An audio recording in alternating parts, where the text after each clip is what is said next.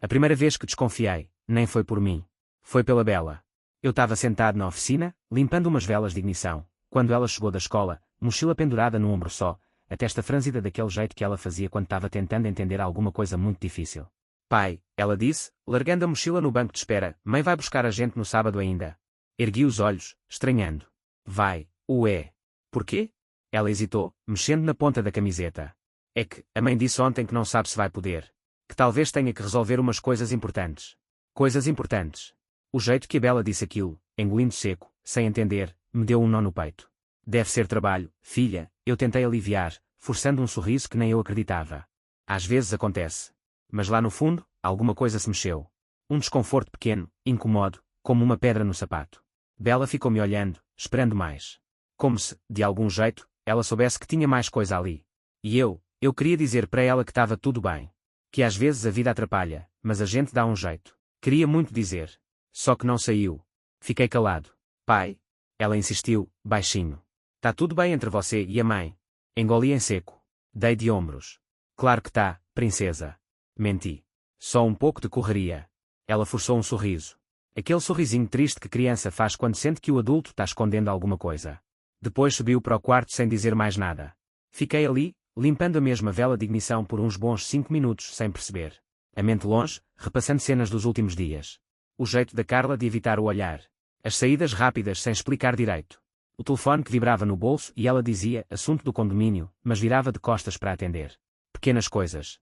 Coisas que, se você quiser muito acreditar, parecem normais. Mas eu não conseguia mais querer tanto assim. Lembrei de ontem à noite. Ela chegou em casa tarde, disse que estava esgotada. Nem tirou a maquiagem direito.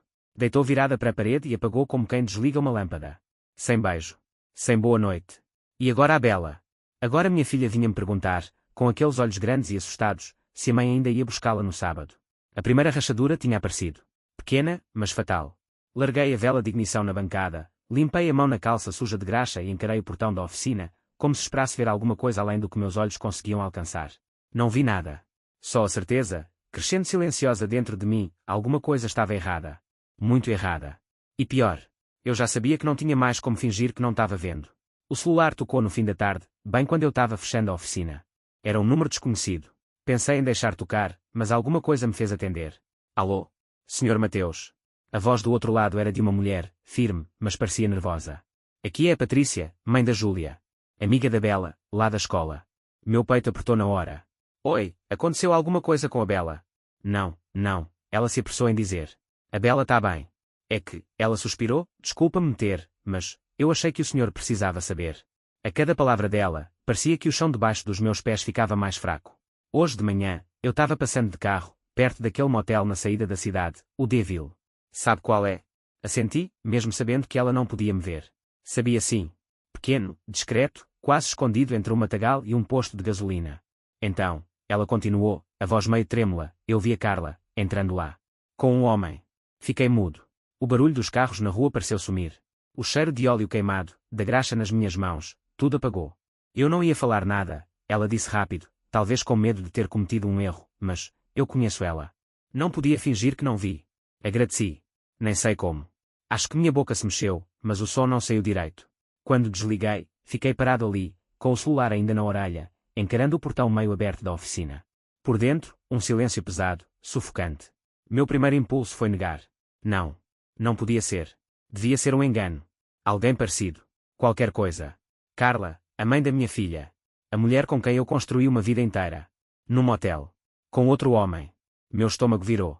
Sentei no degrau da oficina, sentindo as mãos suadas, a cabeça girando. Calma, Mateus. Calma. Tentei repetir isso para mim mesmo, como um mantra desesperado. Mas a palavra motel ficava martelando, junto com a imagem da Carla sorrindo para alguém que não era eu. Fechei os olhos com força, como se pudesse apagar tudo. Mas não adiantou. Dentro de mim, alguma coisa se partiu. Não era só raiva. Era outra coisa. Era aquele tipo de dor que você sente no osso, que não dá para enfaixar. Eu não sabia ainda o que ia fazer. Se ia gritar, correr, confrontar. Mas sabia, com uma certeza dolorida, que depois daquela ligação, nada mais seria como antes. Quando cheguei em casa aquela noite, o cheiro me pegou antes mesmo de abrir a porta. Frango assado, arroz soltinho, cheiro de tempero fresco. O tipo de jantar que a Carla só fazia em datas especiais. Meu coração bateu pesado no peito. Ela estava lá, na cozinha, toda arrumada. Vestido leve, cabelo solto daquele jeito que eu sempre achei lindo, sorriso ensaiado no rosto. Oi, amor, ela disse, com a voz doce, quase teatral. Fiz seu prato preferido. Fiquei parado na porta, sem conseguir responder de imediato. Minha cabeça ainda estava cheia da ligação da Patrícia, das imagens que eu não queria, mas que ficavam se formando sozinhas na minha mente. Forcei um sorriso. O que a gente está comemorando? Ela riu baixinho, mexendo a panela com a colher de pau. Nada demais. Só senti vontade de fazer algo especial. A gente anda tão na correria, né? A voz dela era calma. Boa demais. Calma como a água que esconde o redemoinho embaixo. Sentei à mesa, e ela começou a servir. Cada gesto dela era medido, perfeito, como se estivesse seguindo um roteiro. Eu olhava para as mãos dela e pensava, essas mãos hoje de manhã seguraram outra mão. O prato parecia cheiroso, apetitoso, mas a comida travava na garganta. Bela desceu do quarto toda animada, correu até a mãe e ganhou um beijo na testa. Olhei aquela cena e senti uma pontada. Ela sabia mentir tão bem que até nossa filha sorria, acreditando. Depois do jantar, enquanto a gente ainda estava na mesa, Carla puxou um envelope de dentro da bolsa. Empurrou para mim, sorrindo daquele jeito manso. Estava pensando, amor, a gente anda meio afastado. Acho que seria bom tirar uns dias para a gente. Para reconectar. Abri o envelope. Brochura de um retiro de casais. 3 dias numa pousada nas montanhas. Oficinas de relacionamento, trilhas, meditação. Achei que podia ser bom, ela disse, apoiando o queixo na mão, olhando para mim como se eu fosse o único homem do mundo. O que você acha? Minha garganta secou. Fiquei encarando aquela propaganda colorida como se fosse uma sentença. Retiro de casais. Montanhas. Isolamento. Tudo nela parecia certo. Tudo nela parecia errado. A tensão no ar era palpável. Ela esperava uma resposta, sorrindo. Bela olhava de um para o outro, sem entender direito. Eu respirei fundo. Sorri. Menti. Claro, amor. Vai ser bom para a gente. Carla bateu palmas devagar, feliz, e começou a falar dos detalhes, horários, o que levar, a programação. Eu só ouvia pela metade. Por dentro, o pressentimento me corroía. Aquilo não era um convite. Era uma armadilha. E eu sabia, se fosse. Eu tinha acabado de aceitar. Acordei no meio da noite, suando frio, mesmo com o ventilador batendo na cara. Carla dormia do meu lado, imóvel, respirando calma. Calma demais. Fiquei olhando para o teto por um tempo, o coração apertado no peito como se algo dentro de mim estivesse tentando me avisar, gritar, mas eu continuava fingindo que não ouvia. Levantei devagar, tentando não fazer barulho. Saí do quarto, peguei um copo de água na cozinha e fui andando pelo corredor escuro. Meus passos pareciam ecoar no chão gelado. Foi aí que eu vi. Na bolsa dela, jogada no sofá, meio aberta. Não era a bolsa de sempre. Era uma menor, preta, dessas que ela raramente usava. Pensei em voltar para o quarto. Deixar para lá. Mas minhas mãos já estavam mexendo, puxando o zíper com a ponta dos dedos, como se meu corpo soubesse o que fazer antes mesmo de eu decidir. Dentro, entre a carteira e um batom, tinha um celular. Pequeno, antigo. Desses que ninguém mais usa, a não ser para esconder alguma coisa. Minha respiração parou. Peguei o aparelho com cuidado, as mãos tremendo. A tela estava bloqueada, mas era só deslizar para cima. Sem senha. O fundo de tela era genérico, padrão de fábrica. Sem aplicativos. Só os básicos, telefone, mensagens. Abri as mensagens. E ali estava. Renato. Com um coraçãozinho do lado do nome. Minhas pernas quase cederam. Cliquei. As conversas estavam todas ali. Planos. Mentiras. Beijos digitados. Promessas. Não aguento mais fingir. Depois do retiro, a gente resolve tudo. Te amo mais a cada dia. Meu estômago virou. Era como levar murros no peito, um depois do outro. Cada palavra era uma facada. Li até não conseguir mais. Até a visão embaçar. Carla. A mulher que dividiu a vida comigo. Que dizia que queria consertar a gente. Que organizou um jantar perfeito. Que sugeriu uma viagem para reconectar. Ela não queria reconectar nada. Ela queria me afastar. Me levar para longe. Talvez até me apagar de vez. O copo de água ainda estava na minha mão, tremendo. Eu queria jogar aquele celular na parede. Gritar. Acordá-la. Exigir respostas. Mas não fiz nada disso. Coloquei o aparelho de volta na bolsa, como se nada tivesse acontecido. Subi as escadas com as pernas moles. Deitei na cama ao lado dela, sentindo o colchão afundar. Ela se virou de leve, sonolenta, sussurrando. Tá tudo bem, amor. Engoli seco. Tá sim. Menti, mais uma vez. Ela sorriu no escuro. E dormiu de novo. Enquanto eu só fiquei ali, acordado, encarando a sombra no teto. O colapso tinha começado. E eu não fazia ideia de como sair inteiro daquilo. O sábado chegou nublado, com aquele cheiro de terra molhada no ar. Carla estava radiante. Arrumava as malas no porta-malas do carro como se fosse a primeira viagem de lua de mel. Pegou as toalhas? Perguntou, sorrindo. E a caixa de primeiros socorros? Nunca se sabe, né? Assenti em silêncio. Peguei tudo. Peguei até o que eu sabia que não ia usar. Cada gesto meu era automático, maquinal, como se meu corpo estivesse ali, mas minha cabeça já tinha ido embora fazia tempo. Bela ficou na casa da Patrícia, a mãe da Júlia, que se ofereceu para cuidar dela no fim de semana. Carla abraçou a filha com força, sussurrando coisas no ouvido dela que eu não conseguia ouvir. Eu fiquei olhando, tentando memorizar aquele abraço, tentando entender se era verdadeiro ou só mais uma encenação. O caminho até o tal retiro era longo. Subida de serra, estrada de curvas fechadas e acostamentos apertados. Carla falava sem parar, sobre como o lugar parecia lindo nas fotos, sobre como ia ser bom para nós dois. Eu respondia com monossílabos. É, claro. O um. Segurava o volante com força, os nós dos dedos brancos, o olhar fixo na estrada. Cada quilômetro parecia puxar mais fundo aquele aperto no meu peito.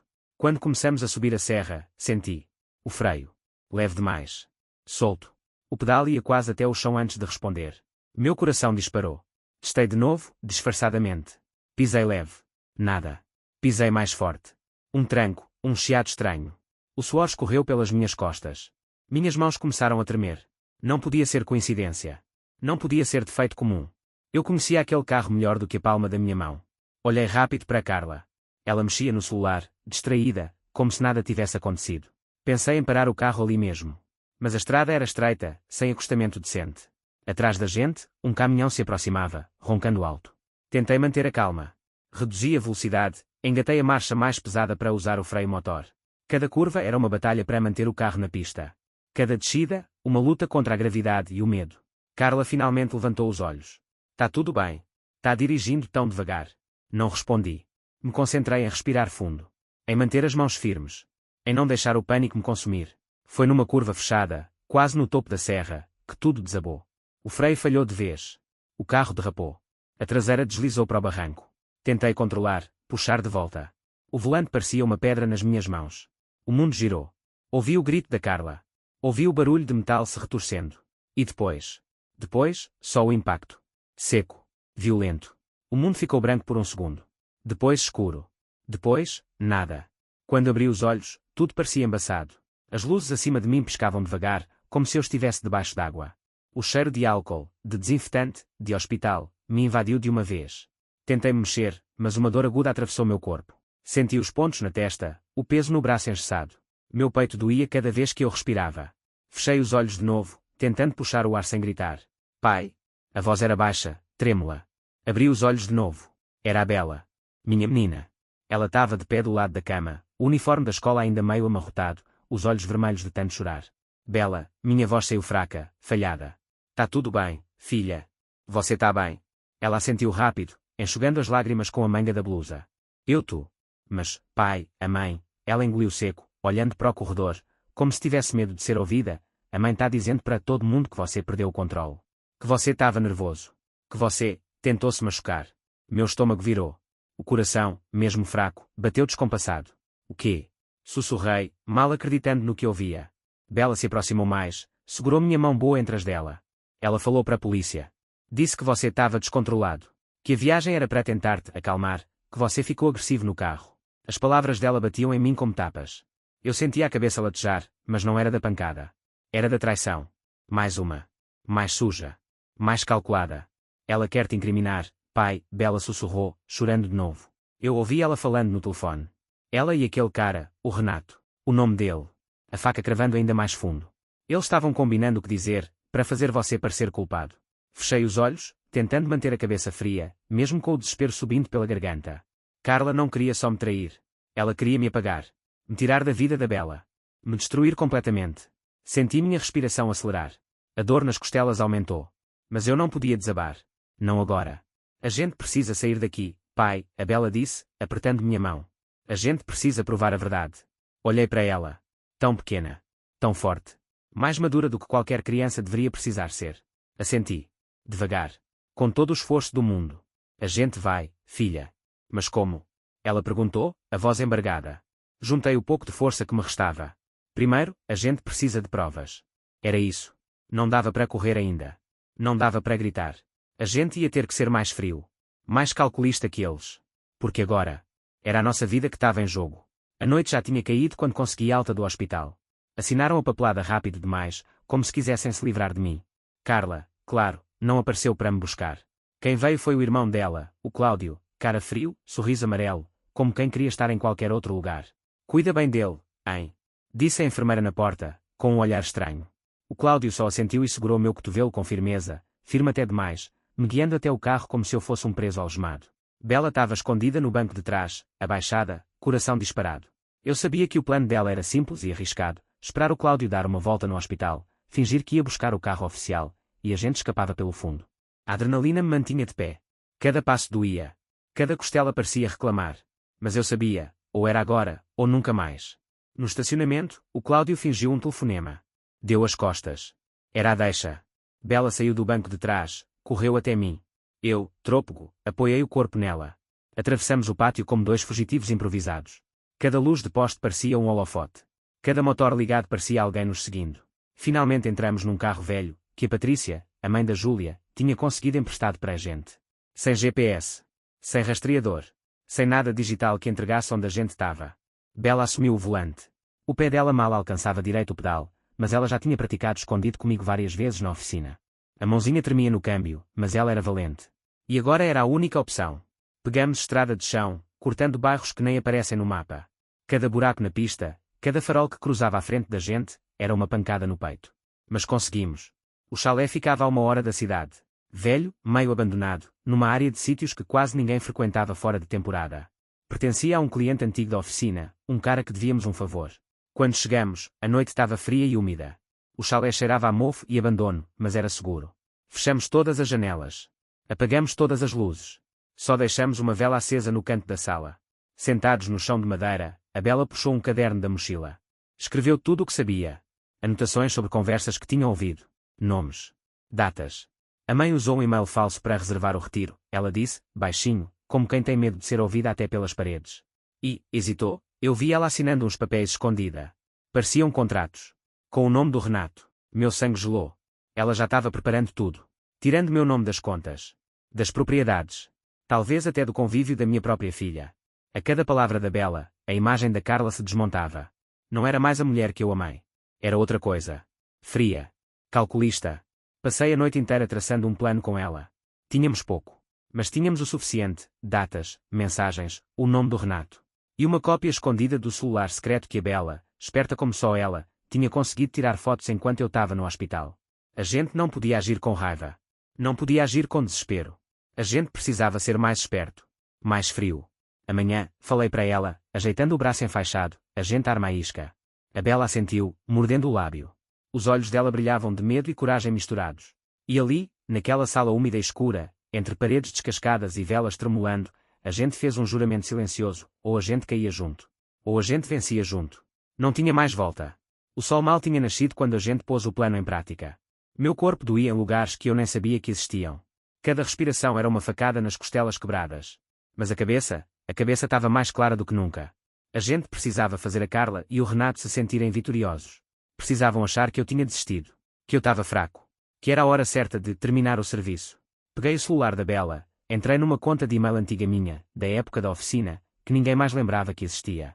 Mandei uma mensagem simples, seca, sem assinatura. Vou embora hoje à noite. Não vou lutar. Podem ficar com tudo. Só quero paz. Bela ficou na janela do chalé, de vigília. Cada farol que surgia na estrada de terra fazia o coração da gente parar por um segundo. Até que, lá pelas 8 da noite, um carro preto apareceu. Parou a uns 300 metros. Faróis apagados. É ele? Bela sussurrou, sem desviar os olhos. Eu assenti, sentindo o estômago revirar. Vesti o casaco, cobri a cabeça com o capuz e saí pela porta dos fundos. Atravessamos o mato por uma trilha estreita que dava para um ponto estratégico, uma clareira com visão perfeita da frente do chalé. A polícia já estava posicionada. 4 viaturas escondidas na estrada, só esperando o sinal. O combinado era claro, só intervir na hora certa. Quando Renato fizesse o movimento que entregasse tudo. Ficamos ali, agachados atrás dos arbustos, eu e a Bela. O vento gelado cortava a pele. O silêncio pesava nos ombros. Cada segundo parecia um minuto inteiro. Então vimos. Renato saiu do carro. Capuz baixo, luvas pretas nas mãos. No bolso da jaqueta, o contorno claro de uma arma. Ele olhou ao redor, rápido, depois avançou em direção ao chalé. Pisava com cuidado, como quem já sabia que era crime o que estava prestes a fazer. Meu coração batia tão forte que eu achei que fosse explodir. Bela apertou meu braço, trêmula. Eu só assenti, tentando passar para ela uma força que eu nem tinha direito. Renato chegou até a porta. Tirou a arma. Tentou girar a maçaneta. A porta abriu fácil. Ele entrou. E foi aí que eu dei o sinal. Uma lanterna acesa 2 vezes no mato. Código combinado. As viaturas surgiram do nada. Sirene abafada. Policiais armados cercando a casa. Polícia. Larga a arma. Renato ainda tentou correr. Tentou voltar para o carro. Mas já era tarde. Foi imobilizado no chão de terra batida, algemado, chutando e xingando. Bela chorava em silêncio do meu lado, o rosto escondido nas mãos. Eu só consegui respirar de verdade quando vi a cena, Renato no chão. A polícia no controle. Mas a noite não tinha terminado. Porque, enquanto levavam Renato para a viatura, um dos policiais tirou um celular do bolso dele desbloqueado. Uma mensagem ainda aberta na tela. Depois que ele sumir, a gente registra a herança no meu nome. Confia. Eu já te cuidando de tudo. Te amo. Carla. Ali. Escrito, claro como dia. O plano todo. Não era mais palavra contra palavra. Era prova. Prova viva. Fiquei ali parado, olhando aquela mensagem, sem sentir as pernas. A verdade estava toda ali. Fria. Sórdida. E, pela primeira vez em meses, eu soube, a gente tinha vencido. Mas aquela vitória tinha um gosto amargo demais para a comemorar. No dia seguinte, a notícia se espalhou como fogo em mato seco. A cidade era pequena. Bastou uma postagem no grupo do bairro para tudo desmoronar de vez para Carla. Mulher é investigada por tentativa de homicídio e fraude patrimonial, dizia a manchete do portal local. Tinha foto dela, de costas, sendo escoltada para dentro da delegacia. Cabelo bagunçado, mãos algemadas escondidas pela jaqueta de jeans favorita dela, aquela que ela usava para ir nas reuniões de pais, toda sorridente, como se fosse a melhor mãe do mundo. Eu vi a transmissão ao vivo, tremendo, suando frio, sentindo cada palavra do repórter como uma pedrada no peito. Segundo informações da Polícia Civil, a suspeita teria arquitetado, junto a um cúmplice, um plano para eliminar o marido e assumir os bens da família. Há indícios de adulteração no veículo e tentativas de forjar provas contra a vítima. Carla. Minha Carla. Estava ali. Na frente de todo mundo. Não como vítima. Não como heroína. Mas como o que ela realmente era. Ela tentou manter o teatro até o último segundo. No depoimento, chorou. Disse que me amava. Que não sabia dos planos do Renato. Que foi manipulada. Disse que a relação dela comigo tinha se tornado tóxica. Que ela só queria proteger a filha. Que não era capaz de machucar ninguém.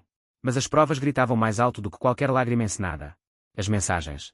O contrato falso de herança. As ligações monitoradas. Cada pedacinho de mentira que ela contou nos últimos meses agora virava evidência. Cada sorriso dela, cada abraço calculado, cada palavra doce. Tudo desmoronando na frente de todo mundo. A mãe dela apareceu na delegacia. Tentou abafar o escândalo, tentou acalmar os jornalistas. Mas era tarde. As redes sociais explodiram. Parentes que ela não via há anos mandando mensagens públicas de apoio, ou de indignação. Vizinhos comentando. Ex-amigas da Carla soltando histórias antigas, suspeitas que ninguém tinha tido coragem de confirmar antes. Ela foi transferida para um presídio provisório no final da tarde. Sem tornozeleira. Sem fiança. Fiquei sabendo por um policial que me tratava pelo apelido, mecânico, que ela tentou negociar, prometeu entregar mais provas contra o Renato em troca de redução de pena. Tentou-se pintar de vítima até o último segundo.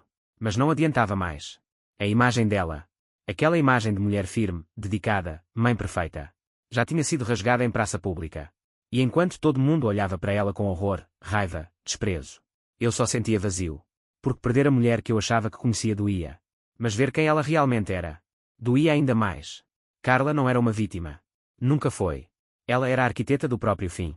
E, agora, enfim, todo mundo via isso. Sem máscara. Sem desculpa. Sem saída. 6 meses depois, eu ainda acordo às vezes com o coração disparado, como se esperasse ouvir de novo o som dos pneus derrapando, o barulho seco do impacto. Mas o que ouço é só o silêncio. Um silêncio diferente agora. Não o silêncio da traição. Um silêncio de paz. Eu e a Bela voltamos para casa no final daquele primeiro mês. No começo, parecia um lugar fantasma. Cada cômodo tinha o cheiro dela, a sombra dela. As plantas secando nas janelas. As roupas que ela esqueceu no fundo dos armários. Tudo gritando a ausência. Mas aos poucos. A casa foi mudando. A gente pintou as paredes. Mudou os móveis de lugar. Jogou fora tudo que lembrava ela. Cada martelada, cada pincelada de tinta, era como arrancar mais um pedaço podre que ela tinha deixado. Reformei a oficina também. A velha fachada amassada virou uma placa nova, Oficina Mateus e Filha. Bela ajudou a pintar as letras, caprichando no desenho do carro e da chave inglesa. Primeiro emprego dela, recepcionista, aprendiz e gerente de playlist da oficina. Ela bota as músicas dela para tocar enquanto eu mexo nos motores. E, às vezes, canta baixinho. É nesses momentos que eu percebo, a gente ainda tem futuro. Mesmo depois de tudo. Mesmo depois do pior. O processo contra a Carla e o Renato corre. Me disseram que vai demorar anos até tudo se resolver de verdade. Mas não importa. Eles já perderam o que nunca mais vão recuperar, a confiança. A dignidade. A gente. Bela cresceu nesse meio tempo. Não em altura, ela ainda é pequena, mas por dentro. Ela olha para a vida com olhos diferentes agora. Mais fortes. Mais atentos. Mas sem amargura. Outro dia, enquanto ajustávamos juntos a embreagem de um Fusca 74, ela me perguntou: Pai, você ainda pensa nela? Eu respirei fundo. Deixei a chave de fenda de lado e olhei para minha filha. Para essa menina que segurou minha mão no pior buraco da minha vida e nunca soltou. Às vezes penso, respondi. Mas só para lembrar o que a gente superou. Ela sorriu pequeno. E voltou a mexer no motor. O sol batia no portão aberto da oficina, espalhando aquele calorzinho bom de fim de tarde. A vida seguia. Ainda doía, às vezes. Ainda tinha noites difíceis. Mas agora. Agora eu sabia. A gente não é definido pelas quedas. É pelas vezes em que levanta. E dessa vez. A gente levantou junto.